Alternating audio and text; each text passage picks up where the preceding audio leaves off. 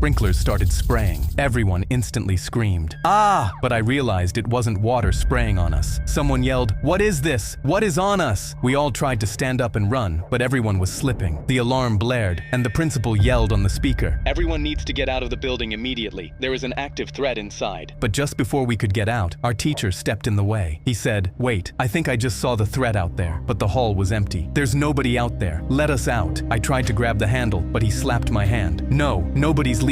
Everyone was coughing, and that's when I realized I liked the smell. Oh my God, it was gasoline. Half the class rushed over to the windows, but we couldn't just jump out because we were on the 3rd floor. Stacy yelled, "Please, let us out. We have to make a run for it." But he just stood there. He just said, "30 more seconds." Everyone was confused. "What? We need to go. We'll die from the fumes." But he just smiled. 20. "What if a fire starts? We'll all burn." 10 seconds. A girl yelled, "Ah! It's in my eyes! I can't see!" It was complete chaos until our teacher reached for the lock. He turned it. The door clicked open and someone walked in. "Thanks for letting me in, Dad." Stacy yelled, "Dad, you have a son!" They both turned around, locking eyes straight onto me. We all started backing up, and when I saw the guy's face, my heart sank. I recognized him. He pointed straight at me and said, You put me in jail for 5 years. Now it's finally time to get revenge." I couldn't believe my eyes. This was the same guy I had called the police on 5 years ago. He had tried to rob my grandma at gunpoint and had been waiting to get me back. We watched him pull something out of his pocket and hold it up, and we saw it was a Bic lighter. Everyone started panicking because one tiny flame and we'd all immediately burn. I yelled, "No, please, you'll kill us all." He just smiled. He started flicking and we all yelled, "Stop, please, we'll all die." He flicked over and over, and I knew I had to stop him before it worked. "Please, my grandma was all I had. I didn't mean to make you suffer." And when I said that, I saw our teacher look at me, but he looked upset. We were all crying, and I saw him really looking at his son like he didn't know who he was. Flick, flick. Then finally, it caught a flame. He held it up, but I saw our teacher pick up the fire extinguisher from the wall. I knew there was no way that tiny thing would save us from the fire, but his son said, "This is for what you did, for putting me in prison with those diddlers. Say goodbye." But right before he dropped the lighter, our teacher raised the fire extinguisher, and in one moment, he slammed it down on his son's head hard. His son instantly fell over, and our teacher stood there panting. He was crying. "I'm so sorry. I failed all of you. My son was a monster." The police ran in and grabbed him, and he looked at me one more time with tears in his eyes.